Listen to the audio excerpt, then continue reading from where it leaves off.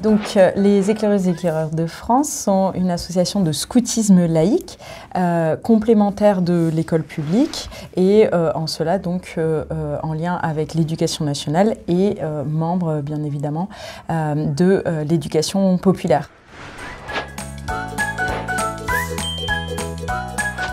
On va parler très globalement d'un objectif qui est le nôtre, qui est celui de la formation de citoyens, citoyennes libres, épanouis, etc.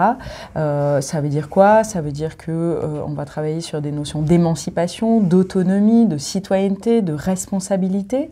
Un des principes qui sous-tend notre système éducatif, notre pédagogie, c'est notamment la coéducation, l'idée qu'on a une relation éducative qui est basée sur le co-développement. On n'a pas une verticalité de l'enfant vers le jeune, de l'adulte vers le jeune, par exemple. Plus spécifiquement, dans notre pédagogie, voilà, chacune a sa place dans une unité qui va être celle de la petite équipe où on prend un rôle pour lequel on est formé, pour lequel on n'a pas nécessairement de compétences prérequises et au contraire pour lequel on va être accompagné.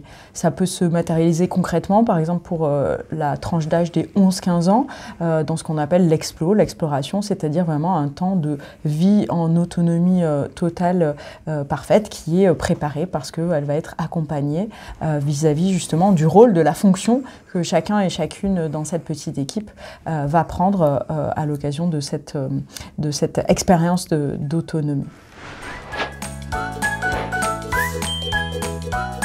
Alors du coup, on est une association unique, voilà, ce qui définit pas mal de choses dans comment on fonctionne. On est une association principalement portée par des bénévoles, donc sur le volontariat, même si on a toute une structuration salariée pour soutenir l'activité bénévole et aussi toute une équipe de volontaires en service civique régulière. Du coup, notre association unique est divisée en 3 niveaux et qu'on appelle échelons. Donc il y a l'échelon local, donc c'est là vraiment où se déroulent les activités avec les enfants.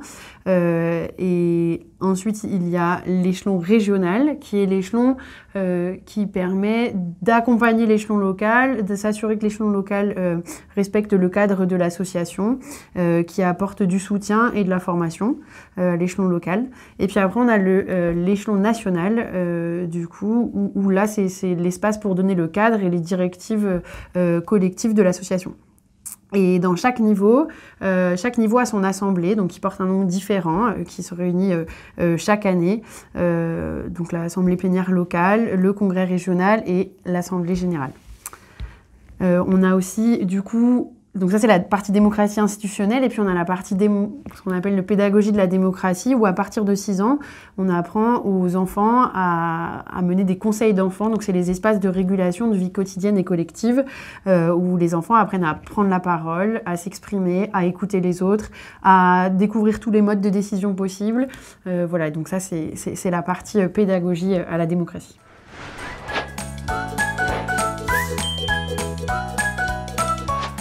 Aux Éclés, on conçoit les relations avec les pouvoirs publics un peu sous le prisme de la complémentarité.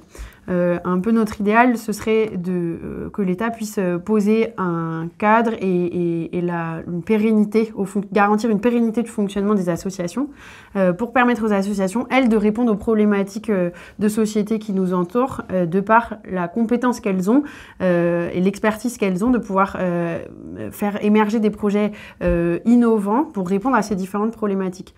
Aujourd'hui, on constate qu'on part de plus en plus dans une logique de sous-traitance et donc de mise en concurrence des différentes associations.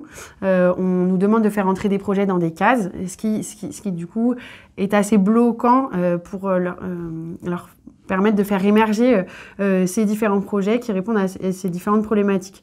Un des exemples typiques qu'on a autour de cette complémentarité entre pouvoir public et notre projet à nous, c'est souvent sur les échelons un peu plus locaux. Donc avec les collectivités, c'est plus facile d'être dans cette discussion. Un exemple d'une collectivité qui nous a soutenus à travers un projet assez innovant d'une de nos maisons créatives et citoyennes en Auvergne. Donc c'est un centre sur lequel on a développé plusieurs projets à destination de différents publics sur différentes thématiques, alimentation durable, construction, éducation, de plein air. Et sur ce centre, la collectivité a investi et racheté le centre qui était sous notre propriété pour justement nous permettre de pouvoir continuer ce projet au local et d'expérimenter les différentes thématiques.